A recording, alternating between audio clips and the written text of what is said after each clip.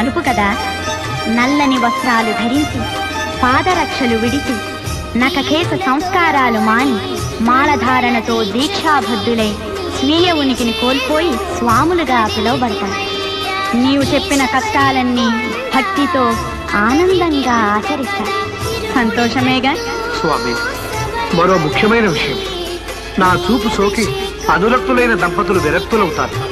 కఠోరమైన బ్రహ్మచర్య వ్రతాన్ని అవలంబించి స్వామియే శరణమయ్యప్ప అని శరణు ఘోష చేస్తూ అడవుల వెంబడి పాదచారులై నా దర్శనార్థం వస్తారు. అటువంటి నా భక్తులను నీవెప్పుడూ పట్టి పీడించరాదు, శుభయోగములనే కలిగించాలి. ఇది నా ఆజ్ఞ. ధర్మశాస్త్రావతారమైన నీ శాసనము నాకు శిరోధారి. గొప్ప దీక్ష అయ్యప్ప స్వామి వారి దీక్ష. అటువంటి మహానుభావుడు జ్ఞానస్వరూపమై కూర్చున్నటువంటి మూర్తి ఇవ్వలేనిది ఉండదు. తాను ఆత్మయై పరబ్రహ్మమై ఈశ్వరుడై నిరాకారుడై నిరంజనుడై సాకారుడై సదాశివుడై సద్గురువై అక్కడ భాసిస్తున్నటువంటి మూర్తి మీ స్థాయినే మార్చిన వాడు మీ సామాన్యమైన కోర్కెలు తీర్చడం ఆయనకి కష్టమా?